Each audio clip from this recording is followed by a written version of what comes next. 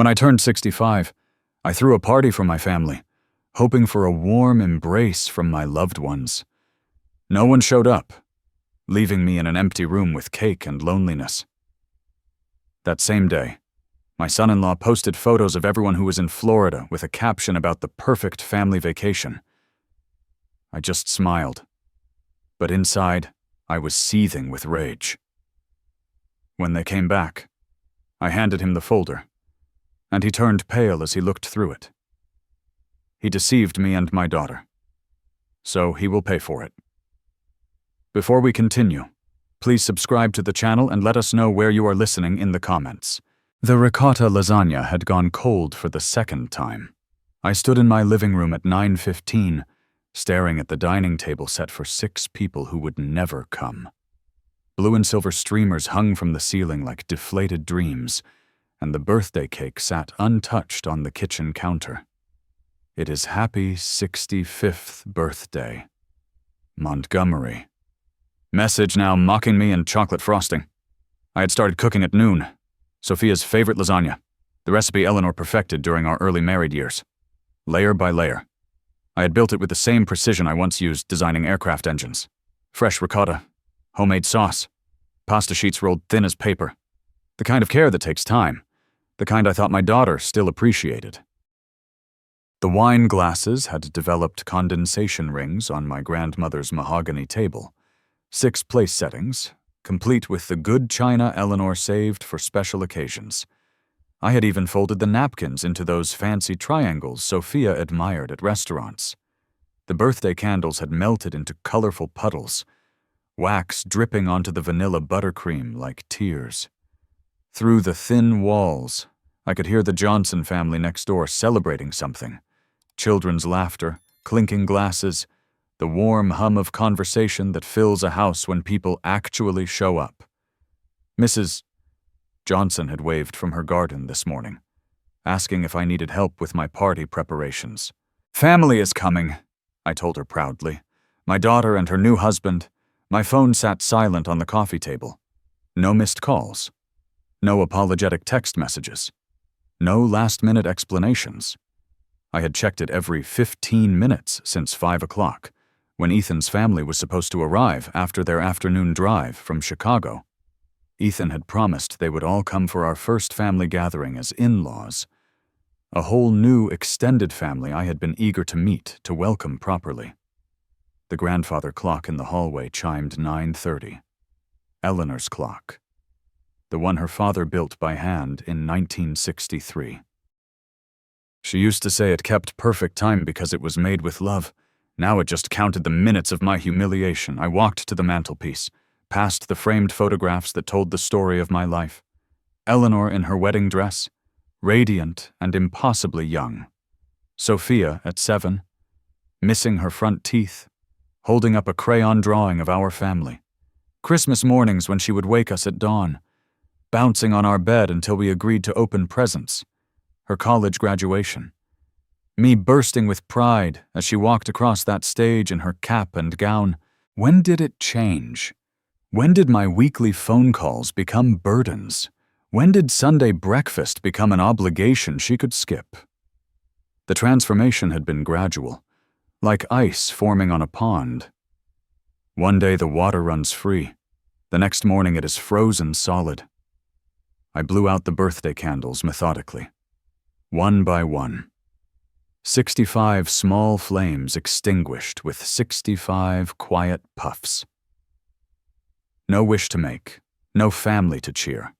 Just me and the silence and the slowly cooling lasagna that nobody would ever taste.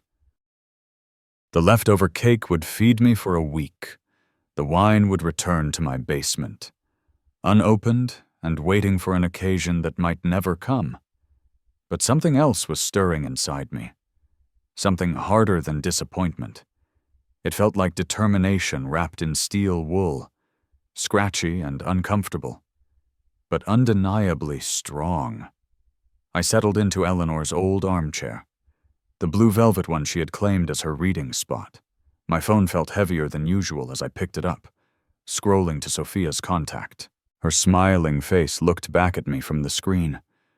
A photo from last Christmas when she still hugged me goodbye. My thumb hovered over the call button.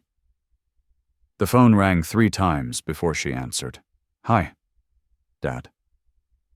Her voice sounded different, distant, formal, like she was talking to a colleague rather than the man who taught her to ride a bicycle. "Sophia, sweetheart, I was just wondering. I know, Dad, I am so sorry about tonight." The words came out rehearsed, mechanical. In the background, I heard something that sounded suspiciously like tropical music, soft and exotic.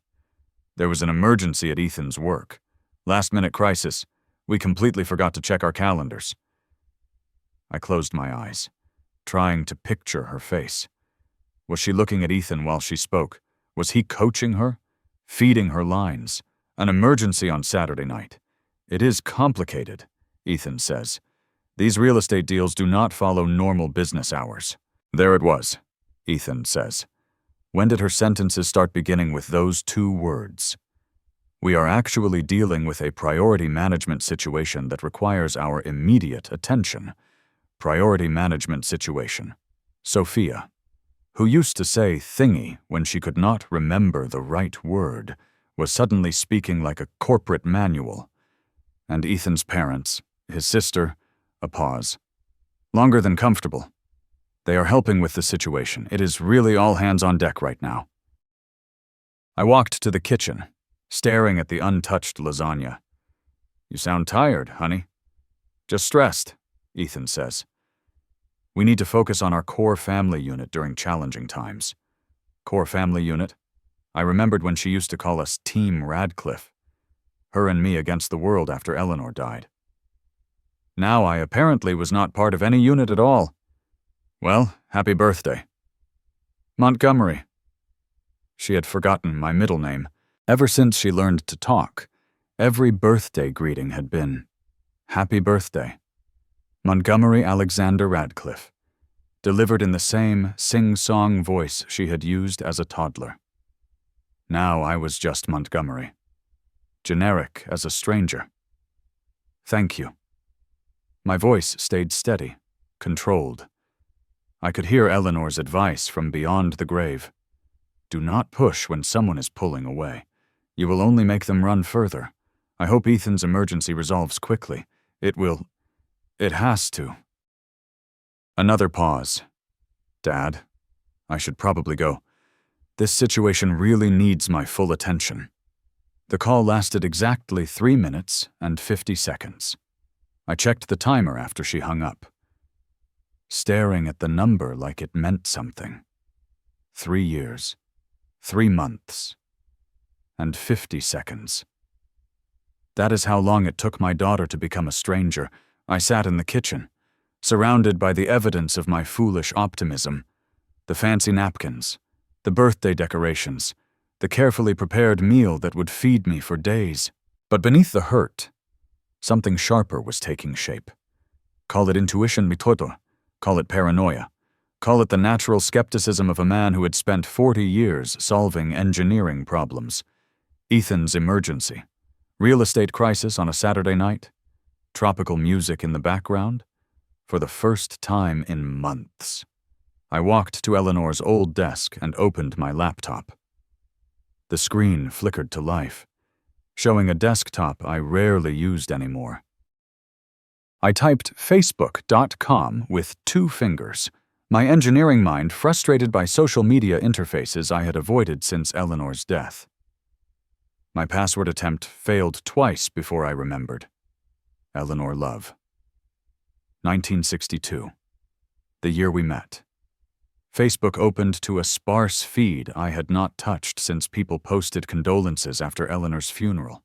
But tonight, I had a specific mission. I typed Ethan Harper into the search bar with the same methodical patience I had once used to draft blueprints. His profile appeared first, that familiar smirk looking back at me from a professional headshot that probably cost more than my monthly grocery budget. His recent post made my breath catch in my chest. Earlier today, while I was covering my untouched lasagna with aluminum foil, Ethan had posted photos on Facebook, likely cross-posted from his Instagram. The location tag read Miami Beach Resort, Florida. The first photo showed him at sunset, designer swim shorts and a Mai Tai, golden light painting everything romantic and expensive. But it was the caption that made my hand start shaking. Having the most amazing family vacation, nothing beats quality time with the people who really matter. Blessed families. Florida. I scrolled down. More photos loaded like evidence in a case I was building against my own family. Sophia in a red bikini I had never seen. Laughing at a poolside bar. Ethan's parents in matching tropical shirts raising drinks toward the camera. His sister doing yoga on a beach that looked like a postcard. 50 likes. Comments from friends saying so jealous and perfect family goals and you guys deserve this. My engineering mind automatically calculated costs. 5 people. Luxury resort. Minimum 1 week. $10,000? Probably more with helicopter tours and couples massages, likely funded by maxing out Sophia's credit cards or borrowing from his parents' appointments that filled Ethan's other recent posts. Meanwhile, he had had Sophia lie about an emergency that prevented them from driving 20 minutes to my house for free homemade dinner. I scrolled back through Ethan's timeline with the systematic thoroughness I had once used to review technical specifications, expensive restaurants every weekend, designer clothes Sophia wore in photos but never mentioned buying, ski trips to Aspen, wine tastings in Napa Valley, a lifestyle funded by what exactly Ethan's real estate commissions? The Instagram timestamps told the real story. They had been in Florida for 3 days already. 3 days of lies while I planned my birthday celebration. 3 days of beach paradise while Ethan coached Sophia on how to brush off her pathetic old father. I screenshot each photo methodically, creating a digital folder labeled Family Vacation. The evidence of their deception preserved in high-resolution pixels. Ethan grinning beside a helicopter. Sophia clinking glasses with his parents. The happy family I had never been invited to join. Celebrating in tropical luxury while I ate alone in my cold house. The most recent post was timestamped 25 minutes ago. Ethan at the resort bar. Another Mai Tai? Another smug smile. Another caption about blessed family time and making memories with the ones who matter. The ones who matter. Apparently, that was everyone except me. My phone rang. Ethan's name appearing on the screen like a challenge. I stared at it for 2 full rings, watching his contact photo flash. The same arrogant smile from the Florida photos. But now it looked different. Predatory. Calculated. On the 3rd ring, I answered, Montgomery, listen, I need you to understand something.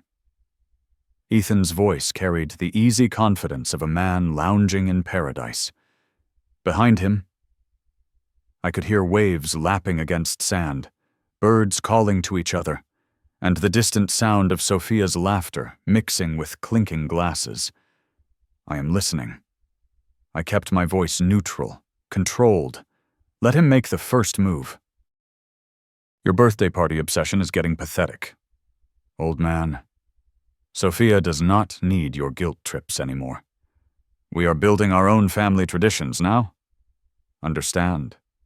The cruelty in his tone was casual, like he was discussing the weather. She has got a husband now, a real life. Not some sad dinner parties where you play house with your dead wife's china, Eleanor's china. He had noticed the place settings in the photos I had sent to Sophia, the ones where I had proudly shown off my preparation. He was using my love against me like a weapon. Is that right? I walked to the mantelpiece, stopping in front of Eleanor's photograph. Her eyes seemed to watch me, waiting to see how I would handle this. Nobody cares about your birthday. Montgomery, find some friends your own age. Join a book club or something. Stop making Sophia feel guilty for having a life. In the background, I heard Sophia's voice, faint but unmistakable.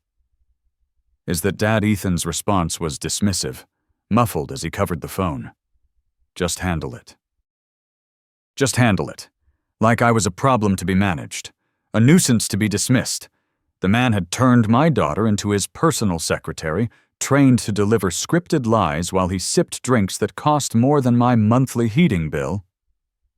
"Ethan," I said, my voice growing steadier with each word. "You know what? You are absolutely right."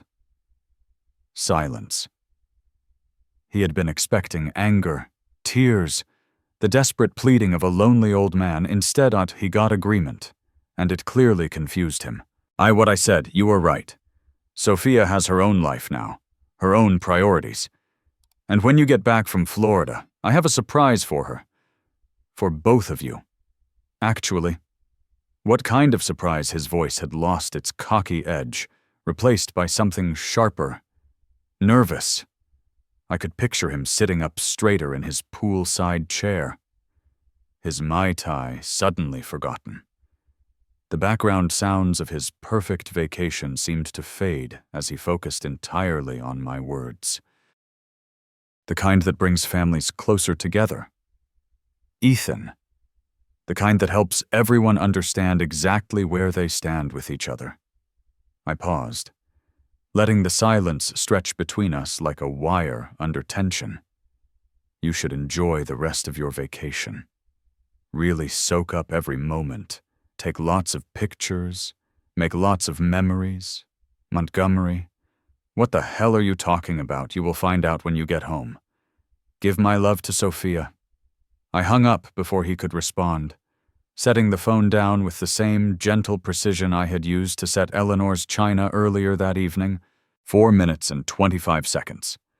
That is how long it took Ethan to reveal his true nature. To show me exactly what kind of man had stolen my daughter's heart. But something had shifted during our conversation, something fundamental and irreversible. I was not the pathetic old man crying over his empty birthday party anymore.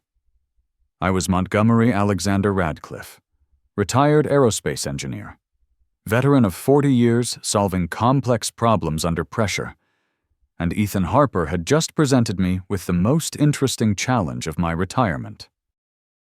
I opened my laptop again, this time typing Private Investigators New York City into Google. If Ethan wanted to play games with family loyalty, I would make sure we were both playing by the same rules.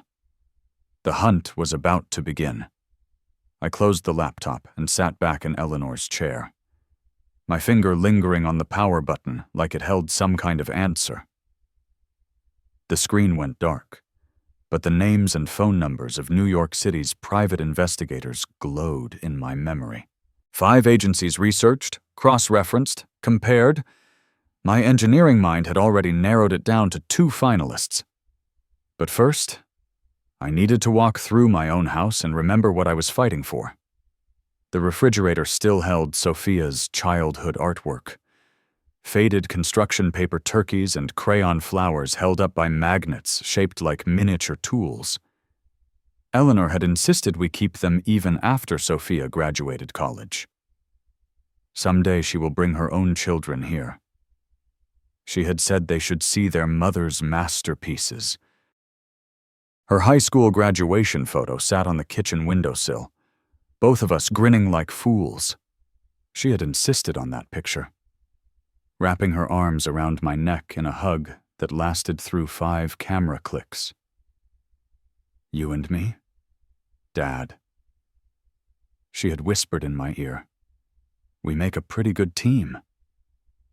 When had that changed? I traced the timeline backward, like solving a structural problem. 6 months ago, Ethan had started suggesting that Sunday brunches were couple time. 4 months ago, our father-daughter movie nights became immature. According to Ethan's assessment, 3 months ago, Sophia stopped calling for advice because Ethan handles our decisions now. The engagement had happened after 3 months of dating.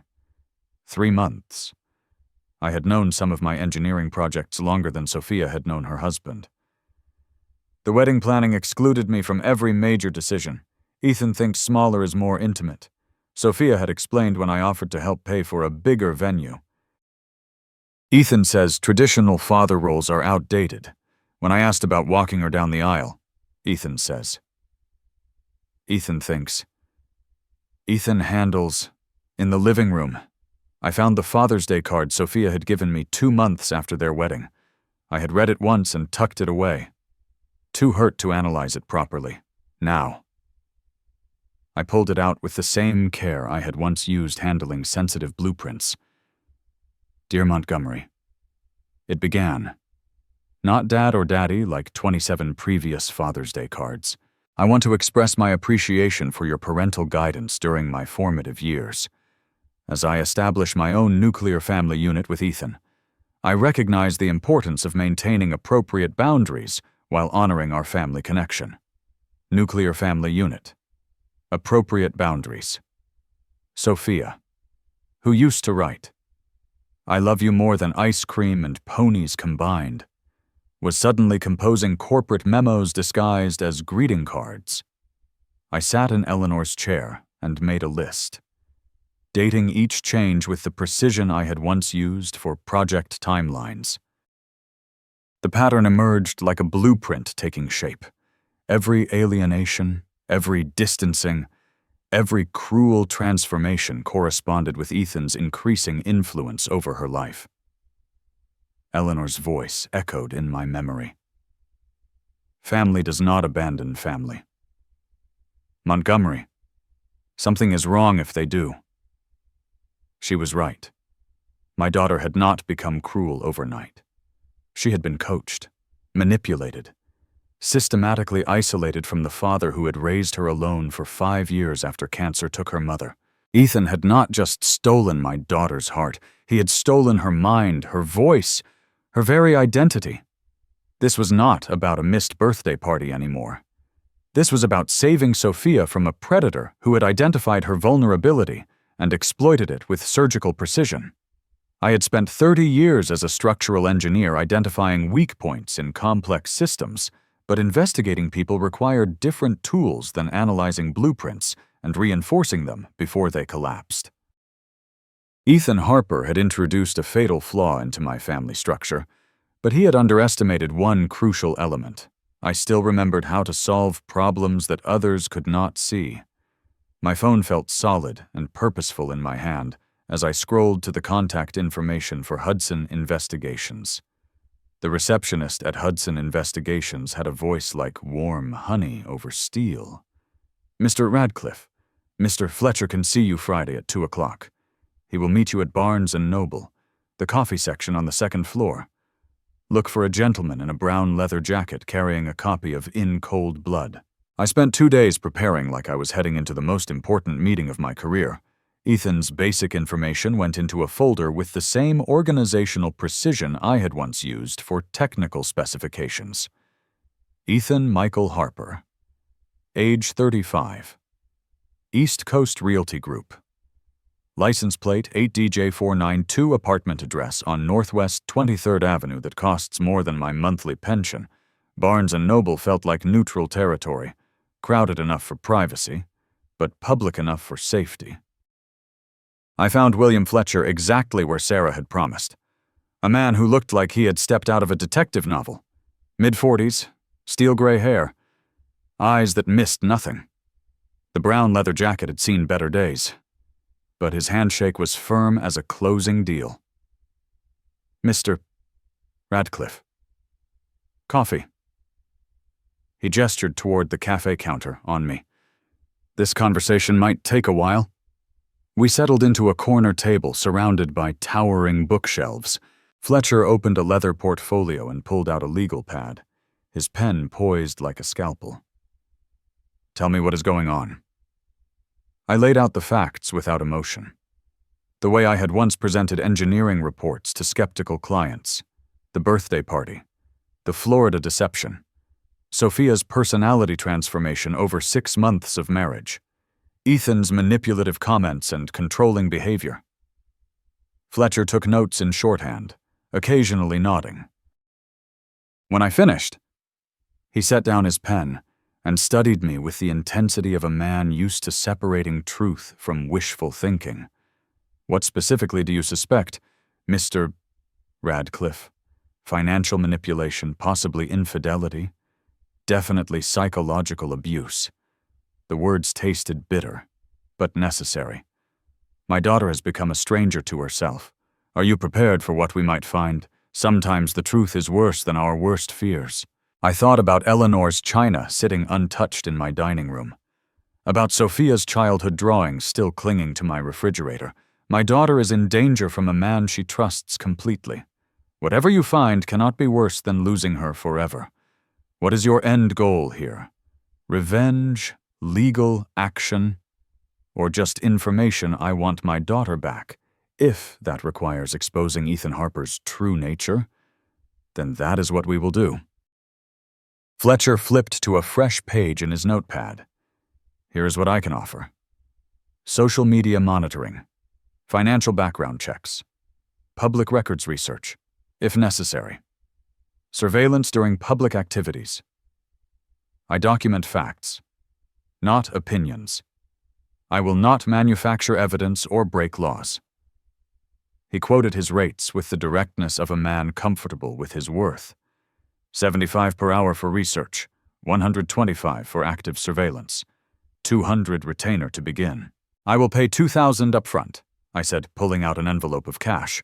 Eleanor's cruise money saved for a trip we would never take together. How long will you need? 10 to 14 days for a comprehensive background check. If your son-in-law is hiding something significant, I will find it. Fletcher's pen scratched across a pre-printed contract. I will need his full name, workplace, license plate, any social media handles you are aware of. I handed him Ethan's information typed on a single sheet of paper. Fletcher reviewed it with approval. Thorough. You would make a good investigator yourself. I am an engineer. We solve problems by understanding all the variables. Then you understand that family problems are often the most complex systems to repair. Fletcher slid the signed contract across the table. I will be in touch within 48 hours with preliminary findings. We shook hands again, and I watched him disappear into the bookstore crowd, already focused on his next move. Outside, the afternoon sun felt different, charged with purpose rather than weighted by loneliness. I sat in my Honda Civic and pulled out my phone, checking Ethan's most recent Instagram post. Still in Florida, still posting about blessed family time while my investigation began 3,000 miles away. The return flight was scheduled for Saturday afternoon. In my calendar app, I created a new event. Truth arrives home. The Delta Airlines app showed Flight 1247 on schedule. Saturday arrival at New York International. 3:47, madame. I set down my phone and looked at the navy blue suit hanging in my bedroom closet, pressed and ready like armor for an approaching battle. 6 days to prepare. 6 days to transform myself from the pathetic old man Ethan had mocked into someone worthy of my daughter's respect. First stop, Charlie's barber shop on Southeast Division, where I had been getting my hair cut for 15 years. Charlie took one look at me and shook his head. Montgomery, you look like you have been living in a cave. When is the last time you had a proper trim? 4 months ago. Maybe 5. I settled into the familiar leather chair. I need to look like someone who has his life together. Charlie, say no more. Charlie's scissors worked with surgical precision. Job interview, new lady friend, family reunion. Close enough to the truth. The man in the mirror looked 10 years younger when Charlie finished. Sharp lines, confident angles, the kind of haircut that suggested competence rather than depression. I tipped him $20 instead of my usual 10. At the dry cleaner, Mrs. Kim examined my navy suit with professional disapproval. Too long since you wear this, needs pressing. Minor alterations. You lose weight. Can you have it ready by Friday for you? Mr. Radcliffe. Of course. Your wife. She always bring your clothes here. Good woman. She would want you looking sharp. Eleanor would have approved of my preparation strategy. She had always said navy blue made my eyes look strong. That confidence started with how you presented yourself to the world. I bought a new tie at Nordstrom, silk with thin silver stripes that caught the light just right. Back home, I installed a doorbell camera system I had been putting off since Eleanor's death. The instructions took 2 hours to follow properly, but my engineering background made the wiring straightforward. Now I could see who approached my house before they knocked. Control the interaction from the beginning. Ethan's real estate company website revealed more than he probably intended. East Coast Realty Group looked professional enough, but the online reviews told a different story. Overpromises and underdelivers, pushy sales tactics, questionable ethics. I screenshot each complaint, building a file of Ethan's professional reputation.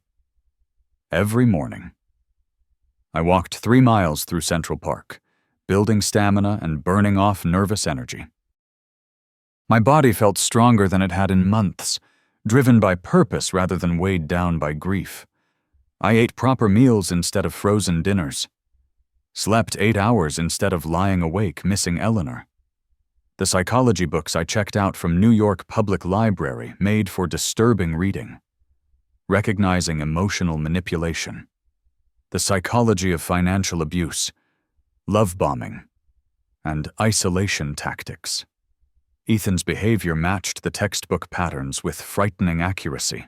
I practiced conversations in my bedroom mirror, rehearsing calm, measured responses to Ethan's inevitable attacks. Not angry confrontation, but surgical precision. A surgeon does not shout at cancer cells. He removes them with steady hands and sharp instruments. My bank account could handle additional detective expenses if necessary. My calendar was clear. My house was organized like a command center, everything clean, purposeful, ready for whatever William Fletcher might discover. Thursday morning, I checked the Florida Airlines website one final time. Ethan and Sophia's return flight remained on schedule. No delays, no changes. In 62 hours, they would be back in New York. And the next phase of my plan would begin. I stood in front of my bedroom mirror, practicing one final time. "Hello, Ethan. Welcome home. We need to talk." My reflection looked back with steady eyes and a confident jawline. Eleanor would have been proud. My phone buzzed with a text notification. Package delivery scheduled for 2:15 p.m. Today. Hudson Investigations. The evidence was arriving ahead of schedule, at exactly 2:15 p.m. A car door slammed in my driveway, through the new doorbell camera. I watched William Fletcher walk up my front steps carrying a manila envelope thick enough to choke a horse. His expression carried the weight of difficult news. I opened the door before he could knock. "Mr. Fletcher, Mr. Radcliffe." He declined my invitation for coffee with a shake of his head. "This is not a social call. We need to talk." The envelope hit my dining table with the sound of Judgment Day. Fletcher had organized everything with colored tabs and section dividers, the kind of systematic approach that made my engineer's heart appreciate his thoroughness. "Before we begin," Fletcher said, settling into the chair across from me, "I want you to know that your instincts about Ethan Harper were correct, but the reality is worse than you suspected. Section A contained Ethan's financial records legally obtained through public databases and credit monitoring services. $50,000 in credit card debt across 6 different accounts. $25,000 owed to something called Atlantic Coast Gaming, which Fletcher explained was a casino operation with ties to debt collection agencies. 3 loan applications declined by major banks in the past 4 months. Your son-in-law is drowning," Fletcher explained. Flipping through bank statements and credit reports, his real estate income is down 60% from last year. He has been juggling minimum payments like a man trying to keep 12 plates spinning in the air. Section B revealed Ethan's professional problems. Real estate license suspended twice for ethical violations. Currently on probation with the state regulatory board. Former clients had filed complaints about misrepresented properties and hidden commission structures. He is 1 violation away from losing his license permanently, Fletcher noted. That is probably why he rushed into marriage. He needed financial stability fast. Section C made my hands clench into fists. Ethan's dating history recovered through social media archaeology showed a pattern of targeting financially stable women. A previous engagement broken when his fiancée discovered his gambling problem. Text message records from his phone carrier showing communications with multiple women during his relationship with Sophia. But Section D contained the smoking gun that made everything else look like misdemeanors. "I flew to Florida Tuesday night," Fletcher said, pulling out surveillance photographs. These were taken in public spaces, all legally obtained. The photos showed Ethan alone at the Miami Grand Casino at 2:47 a.m., unable to resist his gambling addiction. Even while his family slept upstairs, Ethan meeting with a woman named Samantha Reed at the hotel bar. Photographic evidence of Ethan entering and leaving the hotel elevator at suspicious hours, showing Ethan accessing room 847. Registered to Samantha Reed on 3 separate nights. 50 phone calls to Northeast Recovery Solutions during the vacation, Fletcher continued. That is a debt collection agency. Your son-in-law was fielding harassment calls from creditors while posting about his perfect family vacation. The final section contained transcripts of Ethan's conversations with his own family, recorded through social media messages, and email chains that Fletcher had accessed through Ethan's professional accounts. His parents do not know about his financial problems. His sister thinks Sophia is wealthy because Ethan told her, "You are loaded." He has been lying to everyone, not just your daughter. I reviewed each document with the methodical precision I had once used for structural calculations. The scope of Ethan's deception was breathtaking. Gambling addiction, serial financial manipulation, active infidelity, pathological lying to multiple families. This is enough evidence to open her eyes, Fletcher said, accepting his final payment, plus a bonus for the Florida work. But be prepared, Mr. Radcliffe. Victims of manipulation often defend their manipulators initially. She might not believe you right away. After Fletcher left, I sat alone with the evidence folder, my phone displaying the countdown I had set up. Ethan and Sophia returned in 50 hours.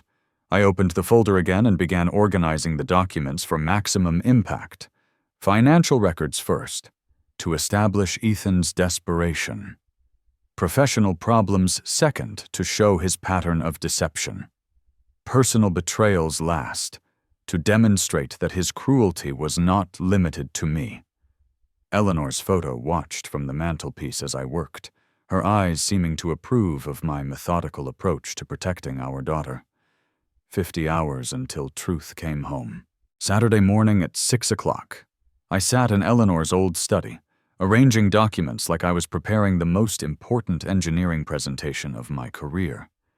The evidence folder lay open across the mahogany desk, each piece of Ethan's deception organized with surgical precision. Financial records.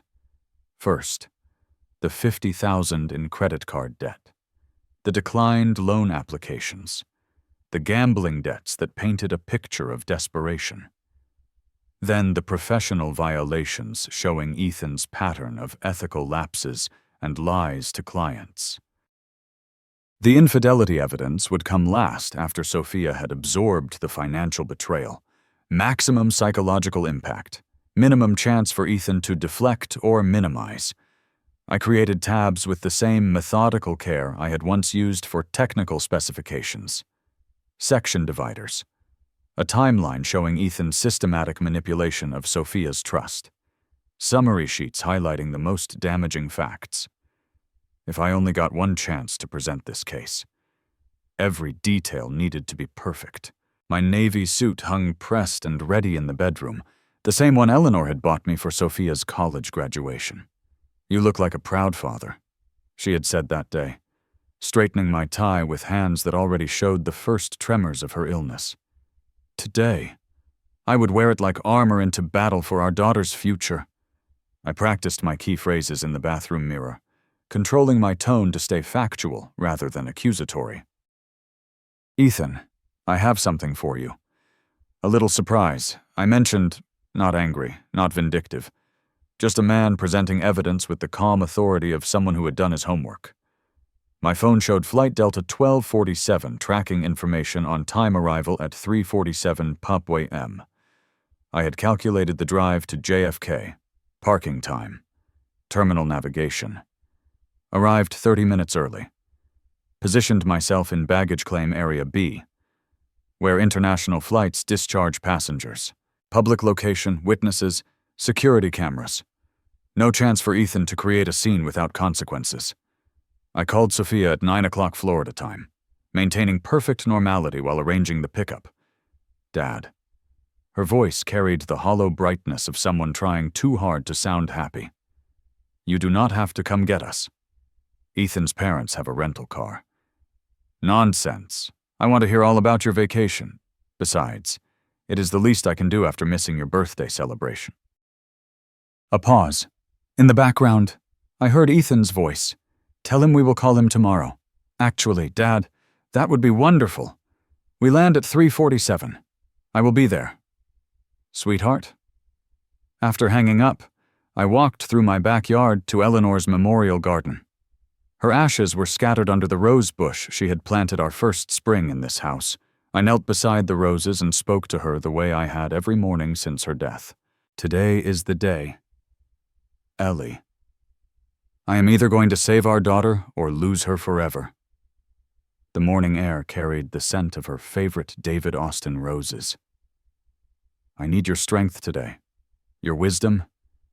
Help me find the right words. Back inside. I made coffee using Sophia's childhood mug, the one with cartoon pandas that she had insisted on using until age 14. A symbolic gesture, maybe, but it felt like inviting my real daughter back to breakfast. My phone buzzed with the airline notification I had been waiting for. Flight Delta 1247 landed.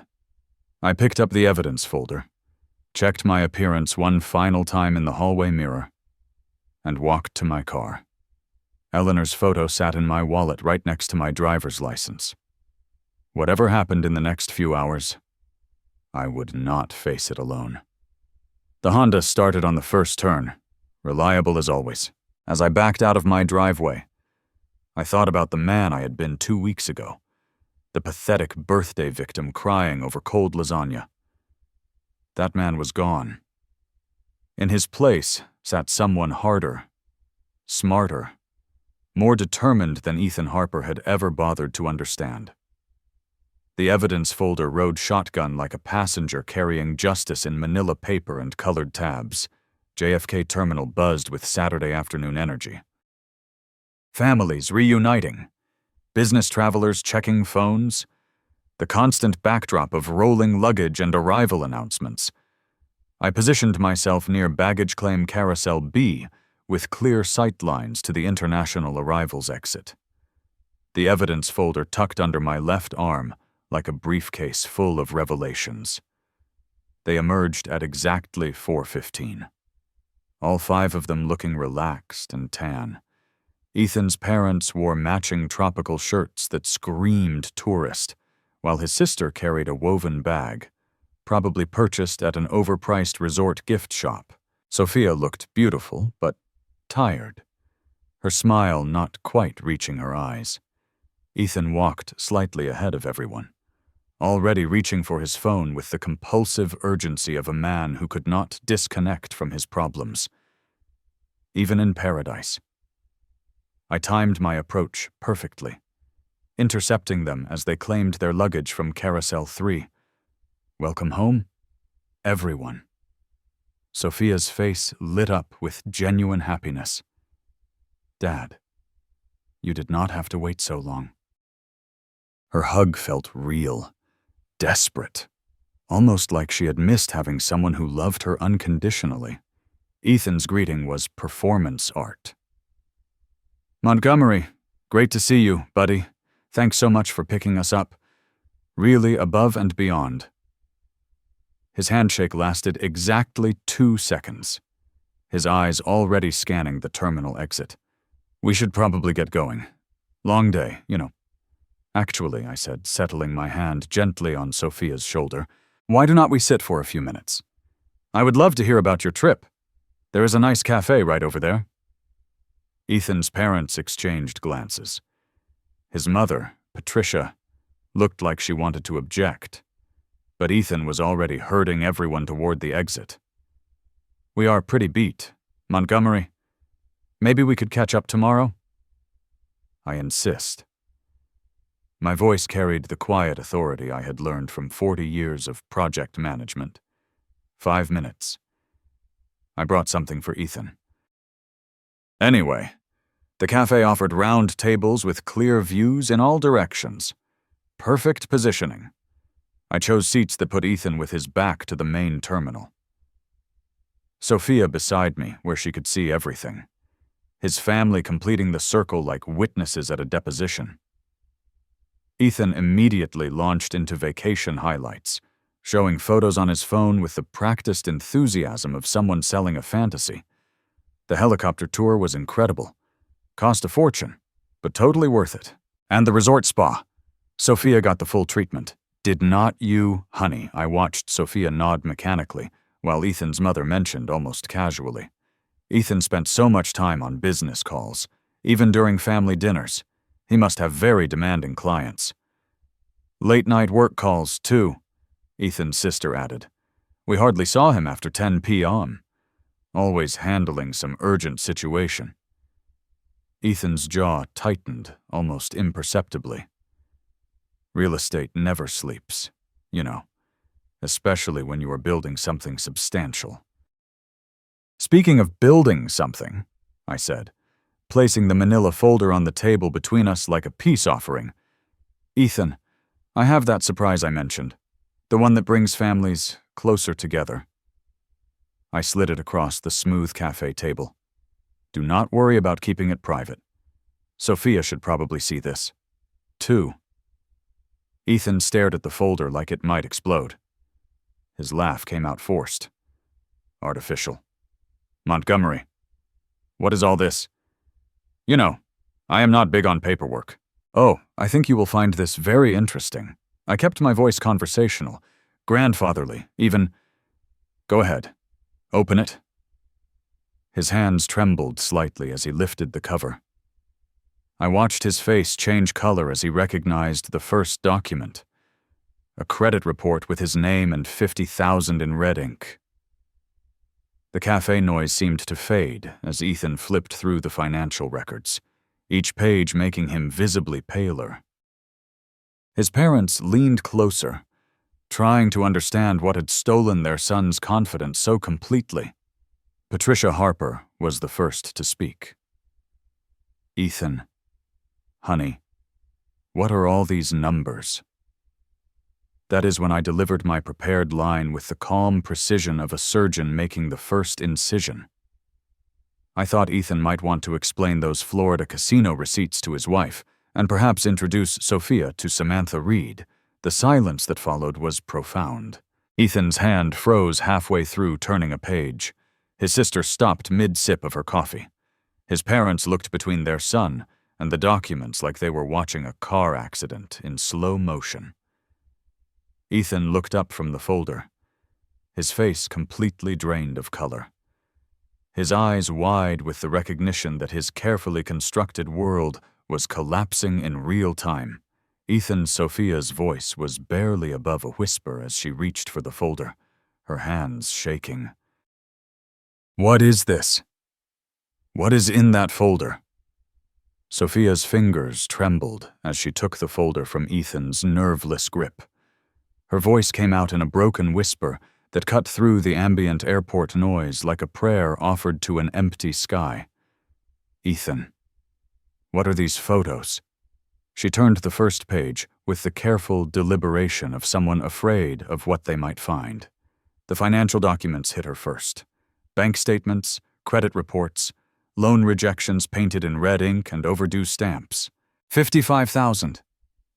Her voice cracked on the number. "Ethan, we talked about being debt-free before we got married. You showed me your accounts. Ethan's recovery attempt was immediate but clumsy." Sophia. "Sweetheart, those are investment opportunities, strategic debt leverage. It is complicated, but gambling debts to Atlantic Coast Gaming. Sophia's nursing training had taught her to read documents methodically, and she was applying that skill now. $25,000 to a casino collection agency. His parents recoiled, as if the folder contained infectious disease. Patricia Harper pressed her hand to her mouth. Ethan. Michael. Please tell me this is not what it looks like. Ethan tried to grab the folder back, but Sophia held it protectively against her chest. Those were research visits for my real estate clients. High-end properties near gaming establishments. It is complicated market analysis. At 3 o'clock in the morning, I asked quietly, producing the casino surveillance photos William Fletcher had obtained while your family was sleeping upstairs thinking you had insomnia. Sophia flipped to the hotel photographs, and I watched her world shatter in real time. Images of Ethan with Samantha Reed at the resort bar, laughing intimately over tropical drinks. Hotel keycard records showing his access to room 847 on 3 separate nights. Who is she? Sophia's question came out as a breathless gasp. Ethan. Who is this woman you were with while I was sleeping in our room? Ethan's desperation escalated into aggression. This is invasion of privacy. Your father hired some stalker to follow us on our honeymoon. Can you not see what he is doing? He is trying to destroy our marriage because he cannot stand that you have a real family now. I reached into my wallet and placed William Fletcher's business card on the table next to the scattered evidence. Everything in that folder can be verified independently. Mr. Fletcher is a licensed private investigator with 20 years of law enforcement experience. Ethan's mother was reading over Sophia's shoulder now, her face growing more horrified with each document. Ethan, these casino receipts. You spent $1,100 in one night. Where did you get that money? And these phone records Ethan's father added, his voice thick with disappointment. 50 calls to a debt collection agency during our family vacation, but, son, what have you done? Sophia found the financial analysis section, her nursing precision making her thorough, even in crisis. You used my credit cards, my savings account. Ethan, we have $20,000 in debt I never knew about. Ethan's final desperate play came with the artificial authority of a man used to manipulating vulnerable women. Sophia, you need to choose right now. Your husband or your father, because I will not be married to someone who lets her daddy interfere in our relationship. The ultimatum hung in the air like a challenge to everything Ethan had been programming her to believe for 6 months. But something had shifted in Sophia's face. A recognition dawning like sunrise after the longest night of her life. She sat in stunned silence for several minutes, her mind processing information that contradicted months of Ethan's manipulation. The wedding ring slid off her finger with ease, weight loss from stress. I realized, and landed on the cafe table next to the evidence of Ethan's betrayal with a tiny metallic sound that seemed to echo through the terminal. 6 months, she said, her voice growing stronger with each word. 6 months of marriage, and this is who you really are. Not the gambling, not even the cheating. The lies. Ethan. The way you made me doubt my own father's love. Ethan lunged for her arm, but I stepped between them with the reflexes of a man who had once served his country. That is enough. Your father is a bitter old man trying to destroy our happiness. Ethan's voice carried across the cafe, drawing stares from other travelers. Sophia, do not let him poison you against me. Airport security was already approaching, drawn by the raised voices in obvious distress. I raised my hand to show we had everything under control while addressing the officers with calm authority. Family discussion. Gentlemen, just settling some travel arrangements. Ethan's mother grabbed her son by the shoulders, her voice sharp with maternal disappointment. Ethan Michael Harper, what have you done to this family, to this sweet girl? Your father and I raised you better than this. Sophia picked up her purse and turned toward me, her face streaked with tears, but her voice steady with newfound conviction. "I need to go home now. Dad, to our real home." Ethan's desperation finally broke through his calculated facade as his accusations followed us toward the terminal exit. But they sounded hollow now. The desperate protests of a man watching his carefully constructed con fall apart in public. "You will regret this. Sophia, you will come crawling back when you realize what you have thrown away." I kept my hand gently on Sophia's shoulder as we walked away, not looking back at the man who had stolen 6 months of my daughter's life. The evidence folder remained scattered across the cafe table Ethan's parents and sister left to sort through the wreckage of the son and brother they thought they knew. Behind us, Ethan's voice cracked with the sound of a man facing consequences for the first time in his adult life. The parking garage was silent, except for the distant rumble of planes overhead and the quiet sound of my daughter crying. We sat in my Honda Civic, Sophia clutching the handkerchief Eleanor had embroidered with tiny forget-me-nots, while I waited for her tears to find their words. "I am so sorry. Dad." Her voice came out broken, raw with 6 months of suppressed doubt. "I am so sorry. I believed him about you. About us." The drive home took 45 minutes, but we talked for what felt like hours. Sophia shared how Ethan had convinced her that my love was unhealthy attachment, that grown daughters needed to establish boundaries with controlling fathers, how he had coached her to see my Sunday brunch invitations as manipulation rather than tradition, my birthday celebration as desperate attention-seeking instead of simple love. "He made me write that Father's Day card," she confessed as we pulled into my driveway. Sat right next to me at our kitchen table, editing every sentence. Said traditional sentimental language was emotionally immature. I made her favorite childhood comfort food that evening. Grilled cheese sandwiches with the crust cut off and Campbell's tomato soup. The same meal I had served when she had bad dreams or scraped knees. We sat at the kitchen table where she had once done homework and told me about her day. Reclaiming the space Ethan had tried to poison with his manipulation. She noticed Eleanor's coffee mug sitting in its usual spot by the window, untouched since the morning of my birthday party. Mom would have seen right through him, would not she? "Your mother always said, 'Family protects family no matter what,'" I replied, refilling our soup bowls. "She would have been proud of your courage today." Ethan's harassment started within the hour. Phone calls, text messages, emails cycling between apology and threat with manic desperation. I helped Sophia block his number and social media accounts, documenting everything for the restraining order we would file Monday morning. By Tuesday, we had a divorce attorney. By Thursday, Ethan was served with papers that protected Sophia from his debts, while ensuring she recovered half their shared assets. His real estate license was permanently revoked when the state board discovered he had falsified financial documents on loan applications.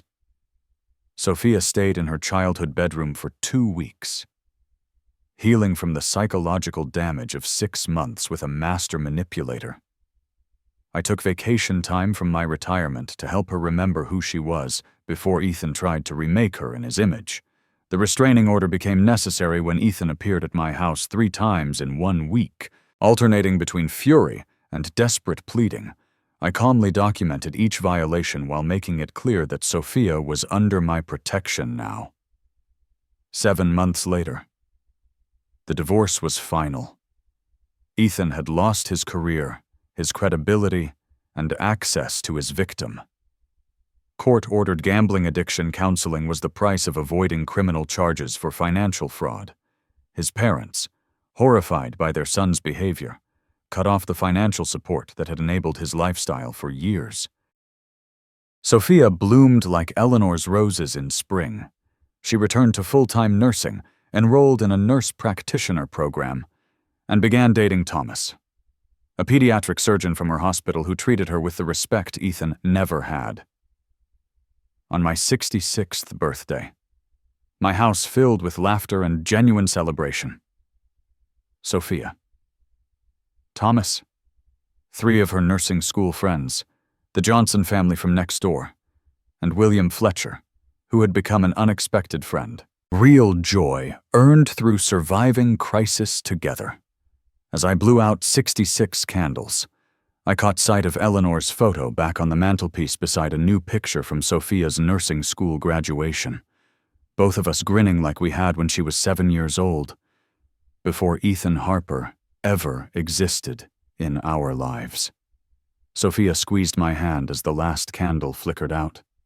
"What did you wish for, Dad?" I looked around the room at the family we had rebuilt from Ethan's ashes, at the daughter who had found her way back to herself, at the future stretching ahead of us, like an uncharted blueprint waiting to be drawn.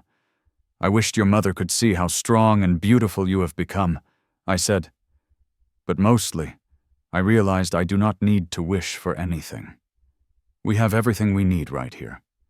Eleanor would have been so proud of the woman our daughter became, and the man I had found the courage to be when it mattered most.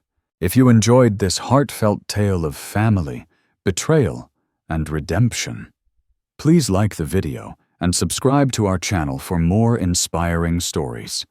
Share your impressions in the comments below. What touched you the most? Did Montgomery's determination remind you of someone in your life? Drop your thoughts and questions there. We love hearing from you, and let's discuss further in the replies. Interact with the channel by engaging with our community. For the next captivating story, simply click the box on the left. Thank you so much for watching and being part of this journey.